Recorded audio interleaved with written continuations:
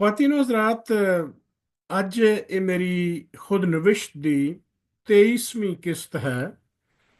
ਔਰ ਜਿਵੇਂ ਮੈਂ ਆਪਣੀ ਪਿਛਲੀ ਵੀਡੀਓ ਰਿਕਾਰਡਿੰਗ ਦੇ ਵਿੱਚ 22ਵੀਂ ਕਿਸ਼ਤ ਵਿੱਚ ਮੈਂ ਦੱਸਿਆ ਸੀ ਕਿ ਮੈਂ ਆਪਣੀ ਲਾਈਫ ਦੀ ਜਿਹੜੀ ਦੂਸਰੀ ਫੇਜ਼ ਹੈ ਕਿ ਮੈਂ ਪਹਿਲੀ ਇੱਕ ਫੇਜ਼ ਕਰਾਚੀ 59 ਤੋਂ 69 ਤੇ ਫਿਰ 69 ਤੋਂ ਜਿਹੜਾ ਉਹ ਮੈਂ 76 ਤੱਕ ਕਰਾਚੀ ਰਿਹਾ ਦੂਸਰੀ ਫੇਜ਼, ਤੇ ਤੀਸਰੀ ਫੇਜ਼ 'ਚ ਮੈਂ ਹੁਣ ਵਾਪਸ ਜਿਹੜਾ ਉਹ ਪਿੰਡ ਆਪਣੇ ਆ ਗਿਆ, ਜਿਹਦੇ ਵਿੱਚ ਕਿ ਅੱਬਾ ਜੀ ਨੇ ਹੁਕਮ ਦਿੱਤਾ ਕਿ ਤੂੰ ਪਿੰਡ ਇੰਟਰਨਸ਼ਿਪ ਕਰ, ਵਾਈ ਬੀਜੀ ਕਰ, ਆਪਣੇ ਵਜੂਦ ਨੂੰ ਤਗੜਾ ਕਰ, ਮਜ਼ਬੂਤ ਕਰ।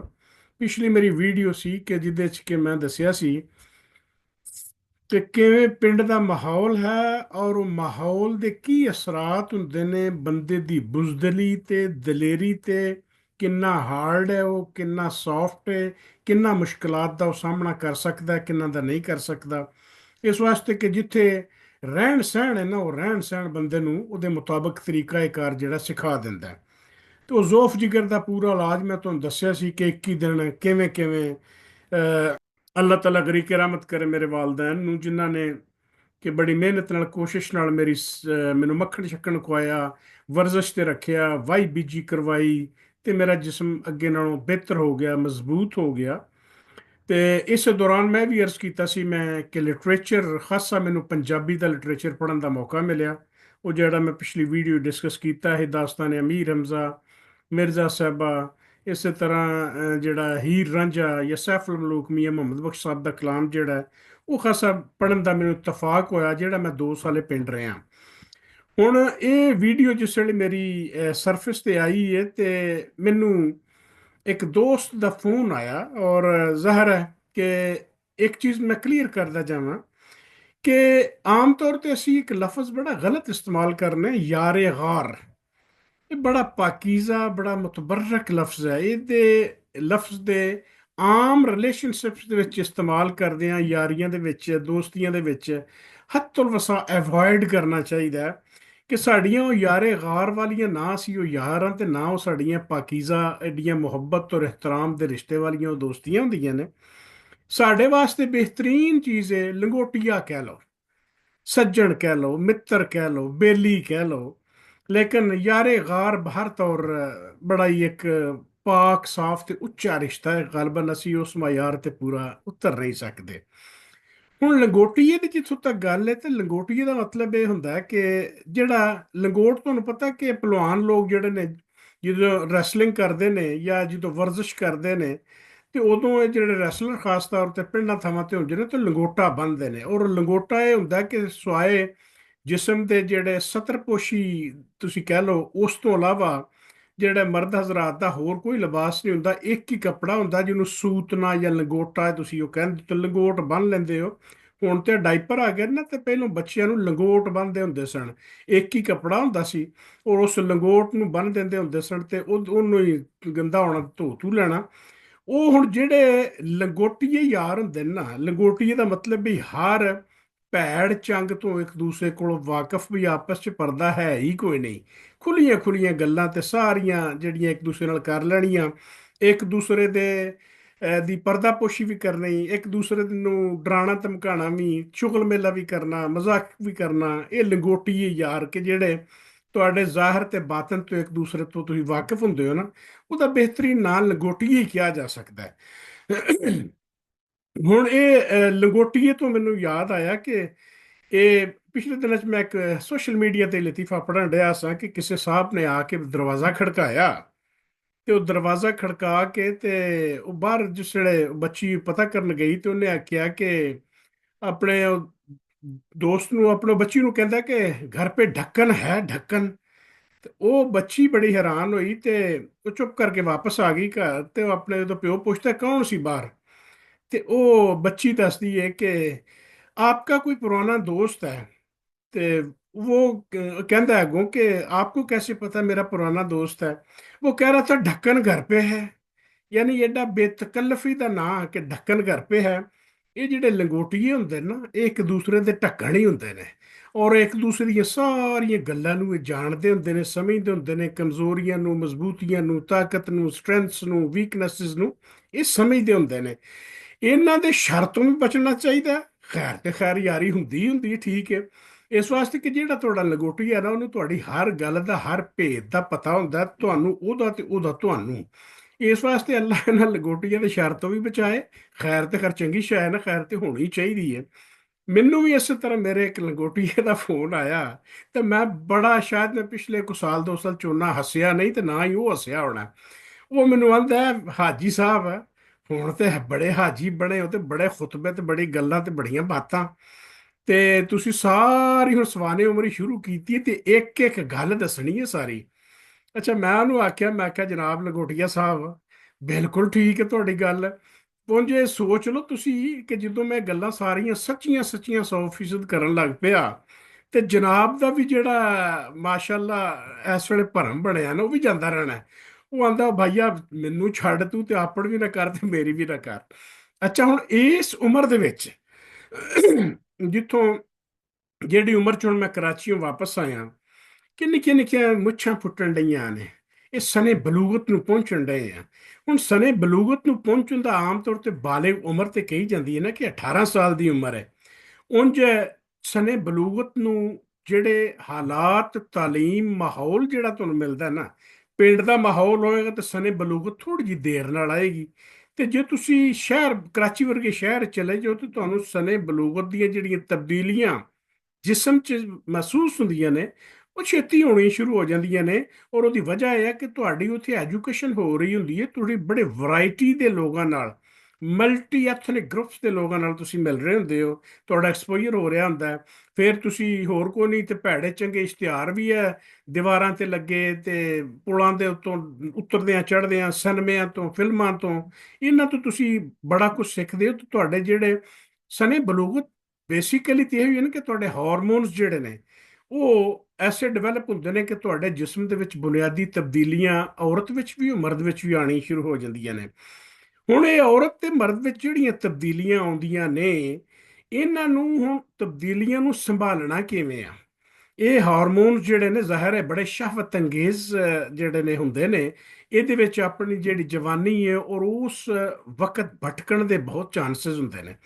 ਇਹ ਅਸੂਲੀ ਤੌਰ ਤੇ ਇਹੋ ਹੀ ਚਾਹੀਦਾ ਨਾ, ਕਿ ਪੁੱਤਰ ਨੂੰ ਪਿਓ ਸਮਝਾਵੇ ਕਿ ਪੁੱਤਰ, ਤੇਰੇ ਜਿਸਮ ਦੇ ਵਿੱਚ ਇਹ ਤਬਦੀਲੀਆਂ ਆ ਰਹੀਆਂ ਨੇ, ਤੇਰੇ ਜਿਸਮ ਤੇ ਇਹੋ ਜਿਹੀ ਤਬਦੀਲੀਆਂ ਜਿਹੜੀਆਂ ਆਉਣੀਆਂ ਨੇ, ਉਹ ਇਹੋ ਜਿਹੇ ਅਸਰਾਤ ਹੋਣੇ ਨੇ।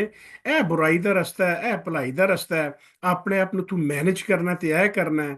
ਅਗਰ ਕੋਈ ਉਹਦੇ ਚ ਫਿਜ਼ੀਓਲੋਜੀਕਲ ਨੀਡਸ ਹੈਗੀਆਂ ਨੇ, ਉਹਦੇ ਚ ਅਗਰ ਬਾਪ ਬੇਟੇ ਨੂੰ ਦੱਸੇ, ਤੇ ਜਿਹੜੀ ਮਾਂ ਹੈ ਆਪਣੀ ਬੇਟੀ ਨੂੰ ਦੱਸੇ ਕਿ ਤੇਰੇ ਵੀ ਜਿਸਮ ਦੇ ਵਿੱਚ ਇਹ ਤਬਦੀਲੀਆਂ ਬੇਟੀ ਆਣੀਆਂ ਨੇ। ਔਰ ਇਹਦੇ ਚ ਸ਼ਰਮ ਵਾਲੀ ਗੱਲ ਕੋਈ ਨਹੀਂ, ਇਹ ਤੇ ਐਜੂਕੇਸ਼ਨ ਹੈ, ਤੇ ਤਾਲੀਮ ਹੈ ਜਿਹੜੀ ਦੱਸਣੀ ਚਾਹੀਦੀ ਹੈ। ਪੁਰਾਣੇ ਜ਼ਮਾਨੇ ਦੇ ਵਿੱਚ ਵੀ ਸਾਡੀਆਂ ਜਿਹੜੇ ਮਾਵਾਂ ਸਨ, ਜਾਂ ਬਾਪ ਜਿਹੜੇ ਸਾਡੇ ਨੇ, ਉਹ ਸਾਨੂੰ ਇਸੇ ਤਰ੍ਹਾਂ ਹੀ ਦੱਸਦੇ ਹੁੰਦੇ ਸਨ। ਮੈਂ ਤੁਹਾਨੂੰ ਆਪਣੀ ਵਾਕਿਆ ਦੱਸ ਦਿੰਦਾ ਕਿ ਜ਼ਾਹਿਰ ਹੈ ਕਿ ਜਦੋਂ ਪਿੰਡ ਵਾਪਸ ਆਏ, ਮੈਂ ਉਦੋਂ ਕੋਈ 16 ਕੁ ਸਾਲ ਦਾ ਕਹਿ ਲਓ ਤੁਸੀਂ, ਕਿ ਜਦੋਂ ਮੈਂ ਪਿੰਡ ਵਾਪਸ ਆਇਆ, ਤੇ ਸਨੇ ਬਲੂਗਤ ਉਦੋਂ ਸ਼ੁਰੂ ਹੋ ਚੁੱਕਾ ਸੀ। ਇਹ ਜਿਹੜੀ ਆਵਾਜ਼ ਦਾ ਫਟਣਾ, ਇਹ ਸ਼ੁਰੂ ਹੋ ਚੁੱਕਾ ਸੀ। ਛੋਟੀ ਛੋਟੀਆਂ ਮੁੱਛਾਂ ਜਿਹੜੀਆਂ ਨੇ, ਔਰ ਗੈਰ ਜ਼ਰੂਰੀ ਬਾਲ ਜਿਹੜੇ ਨੇ, ਜ਼ਾਹਿਰ ਹੈ ਇੱਕ ਜਵਾਨੀ ਦਾ ਉਮਰ ਸ਼ੁਰੂ ਹੋਣ ਡਈ ਹੁੰਦੀ, ਆਉਂਦੇ ਨੇ। ਤੇ ਅਸੀਂ ਤਿੰਨੇ ਭਰਾ ਹੁੰਦੇ ਸਾਂ, ਚਾਚੇ ਦੇ ਪੁੱਤਰ ਭਾ ਆਰਫ ਅੱਲਾ ਬਖਸ਼ੇ, ਔਰ ਭਾਈ ਮਜੀਦ, ਤੇ ਮੈਂ। ਤੇ ਸਾਨੂੰ ਬਾਬਾ ਜੀ, ਸਾਡੇ ਦਾਦਾ ਜੀ ਨੇ ਲਾਗੇ ਬਾੜ ਲੈਣਾ।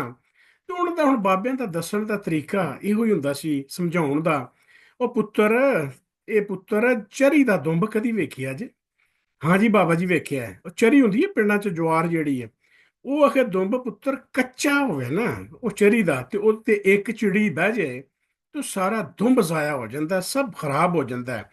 ਤੇ ਪੁੱਤਰ, ਇਹ ਦੁੰਬ ਜਿਹੜੇ ਨੇ, ਜਿੰਨੀ ਦੇਰ ਪੱਕਦਾ ਨਹੀਂ ਨਾ, ਇਹ ਪੱਕ ਜੇ ਦੁੰਬ, ਤੇ ਇਹਦੇ 'ਚ ਭਾਵੇਂ 100 ਚਿੜੀ ਝੁੱਗ ਜਾਏ, ਤੇ ਇਹ ਕੋਈ ਨੁਕਸਾਨ ਨਹੀਂ ਕਰਦੀ। ਇਹਦਾ ਬੜਾ ਹੀ ਸਿਆਣਾ ਮੈਸੇਜ ਸੀ, ਦਬੇ ਲਫ਼ਜ਼ਾਂ ਦੇ ਵਿੱਚ ਸਮਝਾ ਛੜੇ ਕਿ ਪੁੱਤਰ, ਆਪਣੀ ਜਵਾਨੀ ਨੂੰ ਖਰਾਬ ਨਾ ਕਰਿਓ ਜੇ। ਇਹ ਜਵਾਨੀ ਜਿਹੜੀ, ਅਗਰ ਹੋਣ ਤੇ ਤੁਸੀਂ ਭਟਕ ਕੇ ਗੁੰਮਰਾਹ ਹੋ ਗਏ ਇਸ ਰਾਹ ਤੋਂ, ਤੇ ਇਹ ਜ਼ਾਹਿਰ ਹੈ ਕਿ ਤੁਸੀਂ ਬਹੁਤ ਦੂਰ ਨਿਕਲ ਜਾਓਗੇ। ਔਰ ਇਹ ਉਹਨਾਂ ਦਾ ਬਹੁਤ ਅੱਛਾ ਸੀ ਤਰੀਕਾ ਸਮਝਾਉਣ ਦਾ। ਇਸੇ ਤਰ੍ਹਾਂ ਹੀ ਬਾਕੀ ਜਿਹੜੀਆਂ ਚੀਜ਼ਾਂ ਨੇ, ਨਾਈ ਨੂੰ ਹੀ ਦੱਸ ਛੱਡਦੇ ਹੁੰਦੇ ਸਨ, ਅੱਬਾ ਜੀ ਦੱਸ ਛੱਡਦੇ ਹਨ, ਜਿਹੜੇ ਵਾਲਦਨ ਸਾਡੇ ਹੁੰਦੇ ਨੇ ਦੱਸ ਛੱਡਦੇ ਹਨ। ਬੇਟੀਆਂ ਨੂੰ ਜਿਹੜਾ, ਉਹ ਮਾਵਾਂ ਦੱਸ ਛੱਡਦੀਆਂ ਹੁੰਦੀਆਂ ਸਨ, ਉਹਨਾਂ ਦੀ ਵੀ ਜਿਹੜੀਆਂ ਜ਼ਰੂਰੀਅਤ ਹੁੰਦੀਆਂ ਨੇ, ਉਸ ਹਵਾਲੇ ਨਾਲ। ਇਹ ਮੈਨੂੰ ਫਿਰ ਉਹ ਗੱਲ ਵਾਪਸ ਯਾਦ ਆਈ ਹੈ। ਇਸ ਉਮਰ ਦੇ ਵਿੱਚ, ਜਦੋਂ ਤੁਸੀਂ ਬਚਪਨ ਦੇ ਵਿੱਚ ਰਹਿੰਦੇ ਹੋ ਔਰ ਸਨੇ ਬਲੂਗਤ ਵਾਲੇ ਪਾਸੇ ਮਾਇਲ ਹੋ, ਤੁਹਾਡਾ ਯਾਰਾਂ ਬੇਲੀਆਂ ਦਾ ਇੱਕ ਗਰੁੱਪ ਹੈ, ਲੰਗੋਟੀਏ ਜਿਹੜੇ ਜਿਨ੍ਹਾਂ ਨੂੰ ਕਹਿੰਦੇ ਨੇ, ਉਹ ਲੰਗੋਟੀਆਂ ਦੇ ਵਿੱਚ ਰਲ ਕੇ ਬਹਿੰਦੇ ਹੋ ਤੇ ਬੜੀਆਂ ਬੜੀਆਂ ਲਫਾਟੀਆਂ ਮਾਰਦੇ ਹੋ। ਇੱਕ ਨੇ ਜੋ ਕੋਈ ਸਹੀ ਸੱਚੀ ਗੱਲ ਵੀ ਕੀਤੀ ਕਿ ਮੈਂ ਇਹ ਕੀਤਾ ਤੇ ਮੈਂ ਉਹ ਕੀਤਾ, ਤੇ ਦੂਸਰੇ ਨਾਲ ਗੱਪ ਵੀ ਛੜ ਛੜੀ ਕਿ ਮੈਂ ਇਹ ਕੀਤਾ ਤੇ ਮੈਂ ਉਹ ਕੀਤਾ। ਉਹ ਹੁਣ ਲੰਗੋਟੀਆਂ ਨੇ ਕੋਈ ਸੱਚ ਜਾਂ ਝੂਠ ਉਸ ਵੇਲੇ ਦੀਆਂ ਗੱਲਾਂ ਚੇਤੇ ਵੀ ਰੱਖੀਆਂ ਹੁੰਦੀਆਂ ਨੇ। ਉਹ ਤੂੰ ਉਹ ਫਲਾਣੇ ਟਾਈਮ ਇਹ ਆਖਿਆ ਸੀ, ਤੂੰ ਪਿੰਡ ਆਇਆ ਸੀ ਤੇ ਤੂੰ ਇਹ ਕੀਤਾ ਸੀ ਤੇ ਤੂੰ ਇਹ ਕੀਤਾ ਸੀ। ਪਹਿਲੀ ਗੱਲ ਤੇ ਇਹ ਕਿ ਇਤਰਾਫੇ ਗੁਨਾਹ ਤੇ ਹਰ ਬੰਦੇ ਨੂੰ ਹਰ ਲਮਹਾ ਕਰਨਾ ਚਾਹੀਦਾ, ਇੱਜ਼ਤ ਹੀ ਅਜ਼ਮਤ ਹੈ। ਜਦੋਂ ਤੁਸੀਂ ਕੋਈ ਕਮਜ਼ੋਰੀ ਕਿਸੇ ਗੁਨਾਹ ਦਾ ਇਤਰਾਫ ਨਹੀਂ ਕਰਦੇ, ਉਨੀ ਦੇਰ ਤੁਸੀਂ ਸੱਚਾਈ ਦੇ ਰਾਹ ਤੇ ਚੱਲ ਸਕਦੇ ਨਹੀਂ। ਔਰ ਤੌਬਾ ਦੇ ਰਾਹ ਤੇ ਹਰ ਪਾਸੇ ਹੀ ਖੁੱਲਾ ਹੁੰਦਾ ਹੈ। ਤੇ ਬਾਕੀ ਜਿੱਥੋਂ ਤੱਕ ਮੇਰੀ ਗੱਲ ਹੈ, ਜ਼ਾਹਿਰ ਮੈਂ ਵੀ ਉਸ ਸਨੇ ਬਲੂਗਤ ਦੇ ਵਿੱਚੋਂ ਗੁਜ਼ਰਿਆ, ਲਫਾਟੀਆਂ ਬੜੀਆਂ ਮਾਰੀਆਂ ਨੇ, ਝੂਠ ਬੜੇ ਮਾਰੇ ਨੇ, ਯਾਰਾਂ ਬੇਲੀਆਂ 'ਚ ਬਹਿ ਕੇ। ਸਾਡੇ ਆਮ ਤੌਰ ਤੇ ਸਾਰੇ ਜਿਹੜੇ ਨੇ ਖਲਾਈ ਇਸ਼ਕੀ ਹੁੰਦੇ ਨੇ। ਇਹ ਕੋਈ ਬਦਨਸੀਬ ਹੁੰਦਾ ਜਿਹਨੂੰ ਸੱਚੀ ਮੁੱਚੀ ਜਿਹੜਾ ਉਹ ਇਸ ਗੁਨਾਹ ਦੇ ਵਿੱਚ ਪੈ ਜਾਏ। ਸਾਡੇ ਨਾਲ ਸਾਡੇ ਬਜ਼ੁਰਗਾਂ ਦੀਆਂ ਦੁਆਵਾਂ, ਔਰ ਉਹ ਦੁਆਵਾਂ ਇੰਨੀਆਂ ਕਿ ਭਾਵੇਂ ਅੱਜ ਤੱਕ ਕਦੀ ਅਮਰੀਕਾ ਗਏ, ਕੈਨੇਡਾ ਗਏ, ਤੇ ਰੱਬ ਨੇ ਇਹ ਵੱਡੇ ਗੁਨਾਹ ਜਿਹੜੇ ਨੇ ਬੇਲਾ ਮੂੰਹ ਇਹਨਾਂ ਤੋਂ ਬਚਾਇਆ ਹੈ। ਲੇਕਿਨ ਕਸਮ ਤੇ ਨਹੀਂ ਦਿੱਤੀ ਜਾਂਦੀ। ਗੁਨਾਹ ਤੇ ਹੋ ਜਾਂਦੇ ਨੇ, ਜਾਣੇ ਚ ਹੋ ਜਾਂਦੇ ਨੇ, ਅਣਜਾਣੇ ਚ ਹੋ ਜਾਂਦੇ ਨੇ, ਬਚਪਨ ਚ ਵੀ ਹੋਏ ਹੋਣਗੇ, ਲੜਕਪਨ ਚ ਵੀ ਹੋਏ ਹੋਣਗੇ। ਉਹ ਇਹਨਾਂ ਸਾਰਿਆਂ ਦਾ ਇੱਕ ਹੀ ਹੱਲ ਹੈ, ਤੌਬਾ। ਹੁਣ ਇਤਰਾਫੇ ਗੁਨਾਹ ਦਾ ਮਤਲਬ ਇਹ ਨਹੀਂ ਹੁੰਦਾ ਕਿ ਤੁਸੀਂ ਢੋਲ ਫੜ ਕੇ ਬਹਿ ਜਾਓ, ਮੈਂ ਇਹ ਵੀ ਕੀਤਾ ਸੀ, ਮੈਂ ਇਹ ਵੀ ਕੀਤਾ ਸੀ, ਮੈਂ ਇਹ ਵੀ ਕੀਤਾ ਸੀ, ਕਿ ਤੁਸੀਂ ਦੁਨੀਆ ਨੂੰ ਆਪਣੇ ਨਾਲ ਗਵਾਹ ਬਣਾ ਲਓ। ਜੇ ਗਲਤੀ ਹੋ ਗਈ ਏ, ਤੁਸੀਂ ਰੱਬ ਕੋਲ ਮਾਫੀ ਮੰਗੋ। ਜੇ ਲੰਗੋਟੀ ਨੂੰ ਪਤਾ ਲੱਗ ਜੇ ਤਾਂ ਲੰਗੋਟੀ ਨੂੰ ਵੀ ਚਾਹੀਦਾ ਹੈ ਵੀ ਉੱਤੇ ਸਤਰਪੋਸ਼ੀ ਕਰੇ, ਉੱਤੇ ਪਰਦਾ ਰੱਖੇ। ਉਹਦੀ ਵਜ੍ਹਾ ਕਿ ਲੰਗੋਟ ਤੇ ਫਿਰ ਸਾਰੇ ਹੀ ਇੱਕ ਦੂਸਰੇ ਦੇ ਵੇਖੇ ਹੁੰਦੇ ਨੇ। ਤੇ ਮੈਂ ਆਪਣੇ ਲੰਗੋਟੀਏ ਨੂੰ ਇਹੋ ਗੱਲ ਹੀ ਦੱਸੀ। ਉਹ ਮੈਂ ਕਿਹਾ ਭਾਈਆ, ਜੇ ਮੈਂ ਸੱਚ ਬੋਲਣ ਤੇ ਆ ਗਿਆ ਤੇ ਹਰ ਸ਼ੈ ਜਿਹੜੀ ਹੈ ਨਾ, ਉਹ ਪਤਾ ਲੱਗ ਜਾਣੀ ਲੋਕਾਂ ਨੂੰ, ਤੇ ਤੇਰੇ ਵੀ ਕੰਮ ਭਰਮ ਖਰਾਬ ਹੋਣਾ ਤੇ ਮੇਰਾ ਵੀ ਭਰਮ ਖਰਾਬ ਹੋਣਾ। ਅਸੀਂ ਗੱਲ ਇੱਥੇ ਹੀ ਮੁਕਾਉਨੇ ਆ ਕਿ ਆ ਜਿਹੜੇ ਅੱਜ ਤੁਹਾਨੂੰ ਹਾਜੀ ਸਿਰ ਤੇ ਟੋਪੀ, ਹੱਥ 'ਚ ਤਸਬੀਹ, ਮਾਸ਼ਾਅੱਲਾ ਲੰਮੀ ਦਾੜੀ ਤੇ ਮਸੀਤਾਂ 'ਚ ਉੱਠਦੇ ਨਹੀਂ, ਕਦੀ ਇਹ ਵੀ ਇਸੇ ਵੇਲੇ 'ਚੋਂ ਲੰਘੇ ਨੇ। ਅੱਜ ਉਹਨਾਂ ਦੀ ਔਲਾਦਾਂ ਉਸੇ ਵੇਲੇ 'ਚੋਂ ਲੰਘਣ ਡਈਆਂ ਨੇ। ਲਿਹਾਜ਼ਾ ਉਹਨਾਂ ਨੂੰ ਸਮਝਾਉਣਾ, ਉਹਨਾਂ ਔਲਾਦਾਂ ਨੂੰ, ਇਹ ਤੇ ਸਾਡਾ ਫਰਜ਼ ਹੈ ਨਾ। ਇਹ ਤਾਂ ਸਾਡਾ ਫਰਜ਼ ਹੈ ਇਹਨੂੰ ਸਮਝਾਉਣਾ, ਉਹਨਾਂ ਦੀ ਕੋਚਿੰਗ ਕਰਨੀ, ਜਿਹੜੀਆਂ ਗਲਤੀਆਂ ਅਸੀਂ ਕੀਤੀਆਂ ਨੇ ਉਹ ਨਾ ਕਰਨ। ਪਰ ਇਹ ਹੋ ਸਕਦਾ ਨਹੀਂ, ਇਹ ਬੜਾ ਔਖਾ ਕੰਮ ਹੈ। ਏਡੇ ਵਲੀ ਅੱਲਾ ਦੇ ਜਿਹੜੇ ਨੇ, ਇਹ ਤੇ ਫਿਰ ਰੱਬ ਦੀ ਰਹਿਮਤ ਤੇ ਉਹਦੀ ਅਤਾ ਨਾਲ ਹੀ ਪੈਦਾ ਹੁੰਦੇ ਨੇ ਨਾ। ਲੇਕਿਨ ਸਾਡਾ ਦੱਸਣਾ ਕੰਮ ਹੈ ਵੱਡਿਆਂ ਦਾ, ਵੱਡਿਆਂ ਨੂੰ ਚਾਹੀਦਾ ਛੋਟਿਆਂ ਨੂੰ ਦੱਸਣਾ। ਉਂਝ ਜਿਹੜਾ ਇਹ ਕਲੇਮ ਕਰਨਾ ਕਿ ਜੀ ਮੈਂ ਜਿਸ ਜਗ੍ਹਾ ਤੇ ਸੱਤਾ ਤੇ ਅੱਜ ਬੈਠਾ ਹੈਗਾ ਜੀ, ਮੈਂ ਟੋਪੀ ਵੀ ਪਾਈ ਹੈ, ਮੈਂ ਤਸਬੀਹ ਵੀ ਕਰਨਾ, ਮੈਂ ਰੋਜ਼ ਦੇ 5 ਸਪਾਰੇ ਵੀ ਪੜ੍ਹਨਾ, ਤੇ ਮੈਂ ਇਹ ਤਜਦਾ ਵੀ ਪੜ੍ਹਨਾ। ਉਹ ਤੇ ਉਹੀ ਹੈ ਕਿ ਕਹਿੰਦੇ ਨਾ ਕਿ ਦਰ ਜਵਾਨੀ ਤੌਬਾ ਕਰਦਨ ਸ਼ੇਵਾਏ ਪੈਗੰਬਰੀ, ਵਕਤ ਪੀਰੀ ਗੁਰਗੇ ਜ਼ਾਲਮ ਮੈਂ ਸ਼ਵਦ ਪਰਹੇਜ਼ਗਾਰ। ਕਿ ਤੁਸੀਂ ਜਵਾਨੀ ਦੀ ਤੌਬਾ ਤੇ ਫਿਰ ਤੌਬਾ ਹੈ ਨਾ। ਤੇ ਜਿਹੜੀ ਬੁੱਢੇ ਵਾਸਤੇ ਤੇ ਮੇਸ਼, ਯਾਨੀ ਜਿਹੜਾ ਬਗਿਆੜ ਹੈ, ਉਹ ਵੀ ਬਜ਼ੁਰਗ ਬਣ ਪੈਂਦਾ ਹੈ ਕਿ ਉਹਦੇ ਮੂੰਹ 'ਚ ਦੰਦ ਰਹਿੰਦੇ ਕੋਈ ਨਹੀਂ। ਲੇਕਿਨ ਇਹ ਵੀ ਅੱਲਾ ਦੀ ਅਤਾ ਹੈ ਕਿ ਇਸ ਉਮਰ ਦੇ ਵਿੱਚ ਵੀ ਜਦੋਂ ਬੰਦਾ ਬੁਢਾਪੇ ਦੀ ਸਟੇਜ 'ਚ ਵੀ ਹੋਵੇ ਤੇ ਆਪਣੀ ਇਸ ਖਿਆਨਤ ਤੋਂ, ਅੱਖਾਂ ਦੀ ਖਿਆਨਤ, ਜ਼ੁਬਾਨ ਦੀ ਖਿਆਨਤ, ਬਾਕੀ ਗੁਨਾਹਾਂ ਤੋਂ ਆਪਣੇ ਆਪ ਨੂੰ ਮਹਿਫੂਜ਼ ਰੱਖਣ ਦੀ ਕੋਸ਼ਿਸ਼ ਕਰੇ। ਔਰ ਬਚ ਉਹ ਹੋ ਹੀ ਸਕਦਾ ਹੈ ਜਿਹੜਾ ਬੰਦੇ ਦੇ ਨਾਲ ਰੱਬ ਦੀ ਰਹਿਮਤ ਹੋਵੇ। ਇਸ ਤੋਂ ਇਲਾਵਾ ਬਚਣ ਦਾ ਚਾਂਸ ਕੋਈ ਨਹੀਂ ਹੁੰਦਾ। ਮਕਸਦ ਗੱਲ ਕਰਨ ਦਾ ਸੀ ਕਿ ਉਹ ਮੇਰੇ ਲੰਗੋਟੀਆ ਸਾਹਿਬ ਜਿਹੜੇ ਨਾ, ਉਹਨਾਂ ਨੇ ਮੇਰੀ ਤਵੱਜੋ ਇਸ ਪਾਸੇ ਮਬਜ਼ੂਲ ਕਰਾਈ ਕਿ ਹਜ਼ੂਰ, ਤੁਸੀਂ ਅੱਜ ਬੜੇ ਖੁਤਬੇ ਦਿੰਦੇ ਹੋ, ਇਹਦਾ ਮਤਲਬ ਹੈ ਹੁਣ ਜੇ ਕੋਈ ਗੁਨਾਹ, ਜੇ ਕੋਈ ਗਲਤੀ ਕੋਈ ਜਾਣੇ ਅਣਜਾਣੇ ਚ ਹੋਏ ਨੇ ਤੇ ਮੈਂ ਤੋਬਾ ਵੀ ਕਰ ਲਈ ਏ, ਤੇ ਭਾਈਆ ਹੁਣ ਤੂੰ ਕੀ ਚਾਹਨਾ ਹੈ ਕਿ ਮੈਂ ਉਹ ਇਤਰਾਫੇ ਗੁਨਾਹ ਸਾਰੀ ਦੁਨੀਆ ਦੇ ਸਾਹਮਣੇ ਕਰਾਂ? ਬਿਲਕੁਲ ਨਾ ਕਰਿਓ ਜੇ, ਤੁਸੀਂ ਵੀ ਨਾ ਕਰਿਓ ਜੇ। ਹਾਂ, ਕਰਨਾ ਹੈ ਤੇ ਉਹ ਨੀਮ ਸ਼ਬ ਦੇ ਨਾਲੇ, ਪਿਛਲੇ ਪੈਰ ਦੇ ਨਾਲੇ ਰੱਬ ਕੋਲੋਂ ਤੋਬਾ ਕਿ ਰੱਬਾ ਗਲਤੀਆਂ ਹੋਈਆਂ। ਔਰ ਇਹ ਕੋਈ ਵੀ ਬੰਦਾ ਕਸਮ ਨਹੀਂ ਖਾ ਸਕਦਾ ਬਾਂਹ ਚੁੱਕ ਕੇ ਕਿ ਜੀ ਇਹ ਗਲਤੀ ਨਹੀਂ ਹੋਈ। ਮੈਂ ਅੱਲਾਹ ਤਾਲਾ ਤੋਂ ਪੁਰ ਉਮੀਦ ਹਾਂ ਕਿ ਕੋਈ ਗੁਨਾਹ ਐਡੇ ਲੰਮੇ ਚੌੜੇ ਬਹੁਤ ਹੋਏ ਤੇ ਨਹੀਂ। ਉਂਝ ਜੇ ਹੋਏ ਵੀ ਨੇ ਤੇ ਜਾ ਮੇਰੇ ਭਾਰੀ ਤਾਲਾ ਤੂੰ ਮਾਫੀ ਕਰ ਦੇ ਮਾਫੀ ਦੇ ਦੇ। ਹੁਣ ਇਸ ਗੱਲੋਂ ਝੱਕਦਿਆਂ ਰਹਿਣਾ ਕਿ ਜੀ ਲੋਕੀ ਕੀ ਆਖਣਗੇ, ਕਮਜ਼ੋਰੀਆਂ ਕਿਹੜਾ ਬੰਦਾ ਜਿਹਦੇ 'ਚ ਨਹੀਂ। ਕਮਜ਼ੋਰੀਆਂ ਤੁਹਾਡੇ 'ਚ ਵੀ ਨੇ, ਮੇਰੇ 'ਚ ਵੀ ਨੇ, ਔਰਤਾਂ 'ਚ ਵੀ ਨੇ, ਮਰਦਾਂ 'ਚ ਵੀ ਨੇ। ਉਹਦੀ ਵਜ੍ਹਾ ਹੈ ਕਿ ਅਸੀਂ ਔਲਾਦ ਹੀ ਅੰਮਾ ਜੀ ਹੱਵਾ ਤੇ ਬਾਬਾ ਜੀ ਆਦਮ ਦੇ ਆ। ਗਲਤੀ ਉਹਨਾਂ ਵੀ ਕੀਤੀ। ਤੇ ਸ਼ੈਤਾਨ ਤੇ ਹਰ ਵੇਲੇ, ਸਾਡਾ ਜਿਹੜਾ ਨਫਸ ਹੈ ਉਹ ਹਰ ਵੇਲੇ ਸਾਡੇ ਨਾਲ ਟੁਰਿਆ ਫਿਰਦਾ, ਖਾਂਦਾ ਪੀਂਦਾ, ਬਹਿੰਦਾ ਉੱਠਦਾ। ਔਰ ਜਿੰਨਾਤ ਦੇ ਵਿੱਚ ਵੀ ਹੈਗਾ ਹੈ, ਔਰ ਇਨਸਾਨਾਂ ਦੀ ਸ਼ਕਲ ਦੇ ਵਿੱਚ ਵੀ ਮੌਜੂਦ ਹੈਗਾ। ਇਸ ਵਾਸਤੇ ਇਹ ਜ਼ੁਬਾਨ ਤੇ ਸ਼ਰਮਗਾਹ, ਇਹਦੀ ਦੂਹ ਦੀ ਹਿਫਾਜ਼ਤ ਦੀ ਗਰੰਟੀ ਅੱਲਾ ਦੇ ਰਸੂਲ ਸੱਲੱਲਾਹੁ ਅਲੈहि ਵਸੱਲਮ ਨੇ ਫਰਮਾਇਆ ਕਿ ਜੇ ਇਹਦੀ ਹਿਫਾਜ਼ਤ ਦੀ ਗਰੰਟੀ ਤੁਸੀਂ ਦੇ ਦਿਓ ਤੇ ਜੰਨਤ ਦੀ ਗਰੰਟੀ ਮੈਂ ਦੇ ਦਿੰਦਾ। ਹੁਣ ਇਹੋ ਹੀ ਤੇ ਔਖਾ ਇਮਤਿਹਾਨ ਹੈ, ਇਹੋ ਹੀ ਤੇ ਔਖਾ ਕੰਮ ਹੈ। ਅੱਜ ਦੀ ਮੇਰੀ ਵੀਡੀਓ ਇਹ ਸਿਰਫ ਇੰਨੀ ਕੀ ਹੈ ਕਿ ਕੋਈ ਅੱਲਾ ਦਾ ਵਲੀ ਕੋਈ ਕੋਈ ਹੋਏਗਾ, ਰੱਬ ਦੀ ਅਤਾਹ ਤੇ ਹੋਏਗਾ, ਜਿਹਨੇ ਜਵਾਨੀ ਚ ਤੋਬਾ ਕਰ ਲਈ, ਤੇ ਉਂਝ ਸਮਝਾਇਆ ਕਰੋ ਆਪਣੇ ਬੱਚਿਆਂ ਨੂੰ ਇਸ ਵਾਸਤੇ ਕਿ ਤੁਸੀਂ ਸ਼ਰਮ ਕਾਹਦੀ ਹੈ ਸ਼ਰੀਅਤ ਦੱਸਣ ਵਿੱਚ, ਕਿ ਪੁੱਤਰ ਨੂੰ ਕੋਲ ਭਾਲ ਲਿਆ ਤੇ ਪੁੱਤਰ ਨੂੰ ਦੱਸਿਆ ਕਿ ਪੁੱਤਰ ਤੇਰੇ ਜਿਸਮ 'ਚ ਇਹ ਤਬਦੀਲੀਆਂ ਆਣ ਰਹੀਆਂ ਨੇ, ਔਰ ਤੂੰ ਇਹ ਕਰਨਾ ਹੈ, ਇਹ ਤਰੀਕਾ ਹੈ, ਇਹ ਤੈਨੂੰ ਪਾਸੇ ਗੁਨਾਹ ਵਾਲੇ ਪਾਸੇ ਨਾ ਜਾਈ, ਇਹ ਕੰਮ ਕਰ ਲੈ। ਔਰ ਵੈਸੇ ਤੇ ਜ਼ਾਹਿਰ ਹੈ ਕਿ ਕੋਸ਼ਿਸ਼ ਇਹੀ ਕਰਨੀ ਚਾਹੀਦੀ ਕਿ ਜਦੋਂ ਬੱਚਾ ਜਵਾਨ ਹੋ ਜਾਏ, ਜਿੰਨੀ ਛੇਤੀ ਮੁਮਕਿਨ ਹੋਵੇ ਉਹਦਾ ਨਿਕਾਹ ਕਰ ਦਿਓ, ਤਾਂ ਕਿ ਬਾਅਦ ਚ ਪਿੱਟਣ ਨਾਲੋਂ ਕਿ ਜੀ ਬੇਹਯਾਈ ਹੋ ਗਈ, ਫਾਸ਼ੀ ਹੋ ਗਈ, ਤੇ ਜੀ ਉਹ ਫਲਾਂ ਕੁਝ ਲਿਟਰੇਚਰ ਚ ਵਹਿੰਦਾ, ਕਦੀ ਉਹ ਵੇਲਾ ਸੀ। ਲੈਵਲ ਵੀ ਬਦਲ ਗਏ ਨੇ, ਕਿ ਉਹ ਹਸਾਸ ਹੋਣ ਦੇ ਲੈਵਲ ਵੀ ਬਦਲ ਗਏ ਨੇ। ਮੈਂ ਅੱਗੇ ਵੀ ਇੱਕ ਵਾਰੀ ਤੁਹਾਨੂੰ ਦੱਸਿਆ ਸੀ ਪਿਛਲੀ ਕਿਸੇ ਵੀਡੀਓ ਦੇ ਵਿੱਚ, ਕਿ ਮੇਰੇ ਚਾਚਾ ਜੀ ਅੱਲਾਹ ਤਾਲਾ ਗਰੀਕ ਰਹਿਮਤ ਕਰੇ, ਚਾਚਾ ਜੀ ਮੁਹੰਮਦ ਹਨੀਫ, ਇਹ ਤਸ਼ਰੀਫ ਲਿਆਏ ਗੋਜਰੇ, ਸ਼ਰਾਤ ਪੈ ਗਈ ਤੇ ਗੋਜਰੇ ਤੋਂ ਸਾਡਾ 15-16 ਕਿਲੋਮੀਟਰ ਦੂਰ ਪਿੰਡ ਹੈ। Black and TV, black and white TV, ਇਹ ਭਾਈ ਅਸਗਰ ਸਾਹਿਬ ਮਰਹੂਮ ਅੱਲਾਹ ਤਾਲਾ ਗਰੀਕ ਰਹਿਮਤ ਕਰੇ, ਮੇਰੇ ਫੁੱਫੀ ਦੇ ਬੇਟੇ ਸਨ, ਨੌਕਰੀ ਕਰਦੇ ਸਨ ਤੇ ਉਹਨਾਂ ਨੇ ਰੱਖਿਆ ਸੀ। ਉਹ ਚਾਚਾ ਜੀ ਸ਼ਾਮ ਨੂੰ ਆਏ ਕਿਤੇ ਤੇ ਵੇਖਿਆ ਕਿ ਉਹਨਾਂ ਤੇ ਬੜੇ ਸ਼ੌਕ ਨਾਲ ਵਿਖਾਇਆ ਕਿ ਮਾਮਾ ਜੀ ਆ ਵੇਖੋ ਮੈਂ ਟੀਵੀ ਲਿਆ। ਲੇਕਿਨ ਹਸਾਸ ਹੋਣ ਦਾ ਇੰਨਾ ਸੀ ਕਿ ਚਾਚਾ ਜੀ ਨੇ ਇੰਨਾ ਗੁੱਸਾ ਕੀਤਾ ਕਿ ਉੱਥੇ ਰਾਤ ਰਹੇ ਹੀ ਨਹੀਂ, ਉਸੇ ਵੇਲੇ ਸਾਈਕਲ ਫੜਿਆ, ਉਹ ਸਾਈਕਲ ਫੜ ਕੇ ਤੇ 15-16 ਕਿਲੋਮੀਟਰ ਤੈਅ ਕਰਕੇ ਤੇ ਪਿੰਡ ਜਾ ਪਹੁੰਚੇ। ਉਹ ਨਾ ਉਦੋਂ ਸੋਸ਼ਲ ਮੀਡੀਆ ਸੀ, ਨਾ ਉਦੋਂ ਤੁਹਾਡੇ ਡੱਬ ਹਰ ਇੱਕ ਦੇ ਵਿੱਚ ਮੋਬਾਈਲ ਪਿਆ ਹੁੰਦਾ ਸੀ।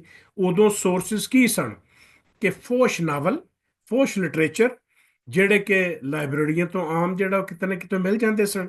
ਔਰ ਉਦੋਂ ਵੀ ਗੁਨਾਹਗਾਰ ਲੋਕ ਬੜੇ ਹੀ ਮੌਜੂਦ ਸਨ, ਹੁਣ ਵੀ ਬੜੇ ਮੌਜੂਦ ਨੇ, ਇਹ ਦਸਤਿਆਬ ਚੀਜ਼ਾਂ ਹੋ ਜਾਂਦੀਆਂ ਸਨ ਉਦੋਂ। ਇਹ ਫਿਲਮਾਂ ਸ਼ਿਲਮਾਂ ਜਿਹੜੀਆਂ ਨੇ, ਸਿਨੇਮੇ ਸੁਨਮੇ, ਇਹ ਹੁਣ ਤੇ ਘਟ ਗਏ ਨੇ, ਹੁਣ ਤੇ ਘਰ ਘਰ ਦੇ ਵਿੱਚ ਸਿਨੇਮਾ ਆਣ ਵੜੇ ਆ। ਉਦੋਂ ਸਿਨੇਮੇ ਹੁੰਦੇ ਸਨ, ਲੋਕੀ ਫਿਲਮਾਂ ਵੇਖਦੇ ਵੀ ਸਨ, ਮੈਂ ਵੀ ਫਿਲਮਾਂ ਵੇਖਦਾ ਰਿਹਾ। ਇਹ ਸਾਰੇ ਉਦੋਂ ਸਪੀਕਰ ਸੀ ਮੀਡੀਆ, ਜਿਹੜਾ ਮੌਲਵੀ ਸਾਹਿਬਾਨ ਦੇ ਹੱਥੇ ਚੜਿਆ ਸੀ, ਤੇ ਬਾਕੀ ਜਿਹੜਾ ਇਲੈਕਟ੍ਰੋਨਿਕ ਮੀਡੀਆ ਸੀ ਜਾਂ ਪ੍ਰਿੰਟ ਮੀਡੀਆ ਸੀ, ਇਹ ਸੀ ਤੁਹਾਡੇ ਸਾਹਮਣੇ।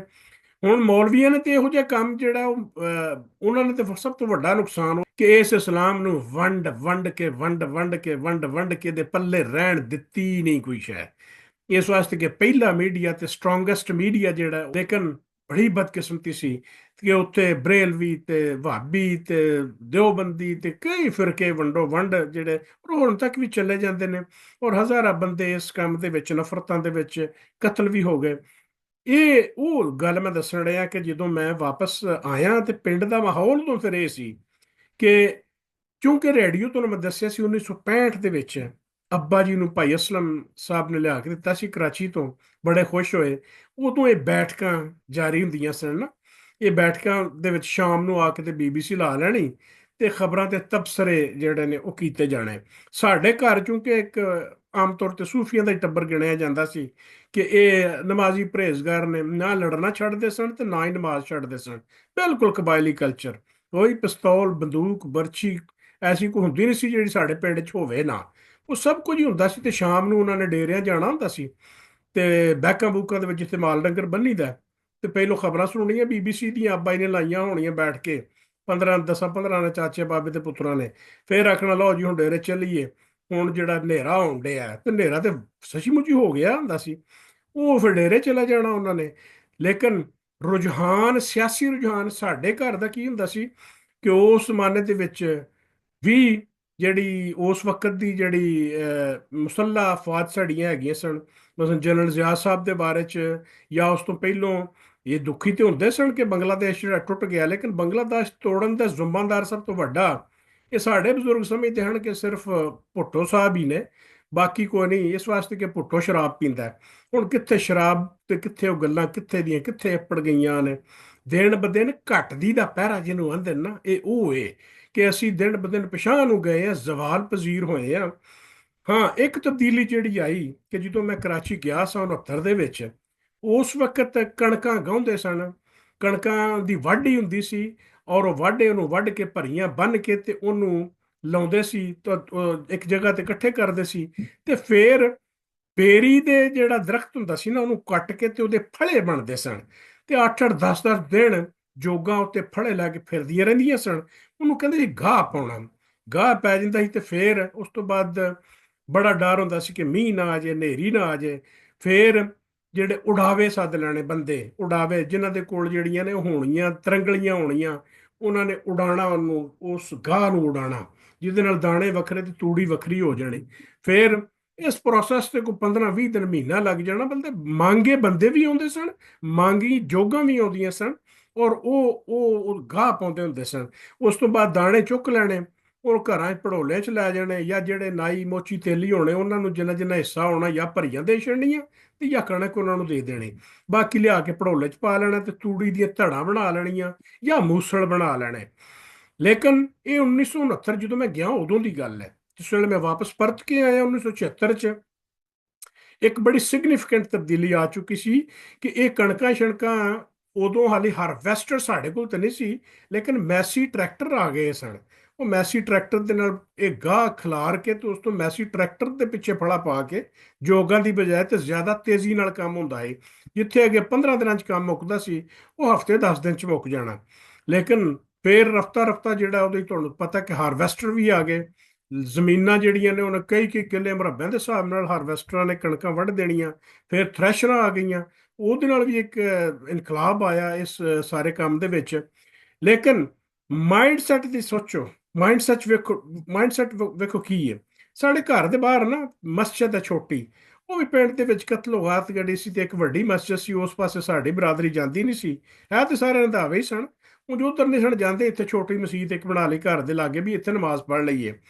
ਕਿਆ ਬਾਤ ਹੈ, ਅੱਲਾਹ ਤਾਲਾ ਬਖਸ਼ੇ। ਇੱਕ ਬਾਬਾ ਜੀ ਕਾਜ਼ੀ ਹੁੰਦੇ ਸਨ, ਨਮਾਜ਼ ਤੇ ਅੰਤ ਨੂੰ ਘੱਟ ਹੀ ਪੜ੍ਹਦੇ ਹੁੰਦੇ ਨੇ, ਲੇਕਿਨ ਸੋਚ ਵੇਖੋ ਕਿ ਸੁਬਹ ਫਜਰ ਦੀ ਨਮਾਜ਼ ਜਿਹੜੀ ਹੈ ਨਾ, ਉਹ ਨਮਾਜ਼ੀਆਂ ਪੜ੍ਹਨੀ ਹੋਣੀ, ਤੇ ਬਾਬਾ ਜੀ ਜੇ ਕਾਜ਼ੀ ਸਾਹਿਬ ਜਿਹੜੇ ਨੇ ਸਾਡੇ ਪਿੰਡ ਦੇ, ਉਹਨਾਂ ਨਮਾਜ਼ ਤੇ ਨਾ ਪੜ੍ਹਨੀ। ਅੱਬਾ ਜੀ ਦੱਸਦੇ ਹੁੰਦੇ ਨੇ, ਤੂੰ ਨਾ ਆ ਕੇ ਤੇ ਆਖਣਾ, ਵੇਹ ਵੇਹ ਮੁਸਲਮਾਨਾਂ ਨੇ ਢੂਆ ਖੜਾ ਕੀਤਾ, ਤੇ ਕਾਫਰ ਜਿਹੜੇ ਨੇ ਨਾ, ਇਹਨਾਂ ਨੇ ਕਈ ਕਈ ਕਿੱਲੇ ਜਿਹੜੇ ਨੇ ਕਣਕਾਂ ਦੇ ਜਿਹੜੇ ਨੇ ਉਹ ਗਾਹ ਛੜੇ ਨੇ, ਔਰ ਗਾਹ ਪਾ ਕੇ ਤੇ ਵਿੱਚੇ ਹੀ ਕਣਕ ਤੇ ਸਲਾਣੀ ਫਲਾਣੀ ਸ਼ਾਹ ਕੰਮ, ਇੰਨੇ ਨੇ ਹਲ ਵਾਹ ਛੜੇ ਨੇ। ਯਾਨੀ ਅੱਗੇ ਜਦੋਂ ਜੋਗਾਂ ਹੁੰਦੀਆਂ ਹਨ, ਬਾਂਗਾਂ ਦੇ ਵੇਲੇ ਜਾਣਾ ਕਿਤੇ ਜੋਗਾਂ ਨੇ, ਤੇ ਕਿੱਲਾ ਵਾਹ ਲੈਣਾ, 2-2 ਕਿੱਲੇ ਵਾਹ ਲੈਣੇ। ਹੁਣ ਜਿਹੜਾ ਬਾਂਗਾਂ ਵਾਲੇ ਜੋ ਜਾਂਦਾ ਸੀ, ਅੱਵਲ ਤੇ ਉੱਠਦਾ ਹੀ ਕੋਈ ਨਹੀਂ ਸੀ। ਉਸ ਤੋਂ ਬਾਅਦ ਵੇਲੇ ਨਾਲ ਅਗਰ ਉੱਠਣਾ ਨਹੀਂ ਉਹਨਾਂ, ਤੇ ਫਿਰ ਵੀ ਲੇਟ ਹੋ ਕੇ ਵੀ ਦਿਹਾੜੀ 'ਚ 5-5 6-6 ਕਿੱਲੇ ਐਵੇਂ ਟਰੈਕਟਰ ਵਾਹ ਆਉਂਦੇ ਹੁੰਦੇ ਸਨ। ਤੇ ਇਹ ਮਕਸਦ ਸੀ ਬਾਬੇ ਕਾਜ਼ੀ ਦਾ ਦੱਸਣਾ ਵੀ ਤੁਸੀਂ ਕਾਫਰ ਜਿਹਦੇ ਤੋਂ ਨਫ਼ਰਤ ਕਰਦੇ ਹੋ ਨਾ, ਉਹ ਵੇਖੋ ਹਲ ਵਾਉਣ ਡਿਆ, ਤੇ ਤੁਸੀਂ ਬਸ ਇੱਥੇ ਜਿਹੜਾ ਨਮਾਜ਼ਾਂ ਤੇ ਹੀ ਲੱਗੇ ਰਹੋ। ਤੇ ਇਹ ਨਮਾਜ਼ਾਂ ਚ ਤੇ ਜ਼ਾਹਿਰ ਹੈ ਫਰਜ਼ ਤੇ ਪੂਰਾ ਕਰਨਾ ਹੀ ਹੈ ਹੀ ਇਹ, ਲੇਕਿਨ ਟੈਕਨੋਲੋਜੀ ਵਾਲੇ ਪਾਸੇ ਪੜੋ। ਉਸ ਵਕਤ ਵੀ ਇਹੋ ਜਿਹੀ ਸੋਚ ਜਿਹੜੇ ਲੋਕ ਹੁੰਦੇ ਸਨ। ਲਓ ਜੀ, ਇਨਸ਼ਾਅੱਲਾ ਅਗਲੀ ਵੀਡੀਓ ਤੇ ਫਿਰ ਮਿਲਨੇ ਆ। ਤੁਹਾਨੂੰ ਮਜ਼ੀਦ ਜਿਹੜੇ ਪਿੰਡ ਦੇ ਵਿੱਚ ਰਹਿਣ ਦੇ ਬਹਿਣ ਦਾ ਅਗਲਾ ਪ੍ਰੋਸੈਸ, ਉਹਦੇ ਚ ਕਿਹੜੇ ਕਿਹੜੇ ਮਸ਼ਹੂਰ ਵਾਕਿਆਤ ਨੇ ਜਿਹੜੇ ਹੋਏ।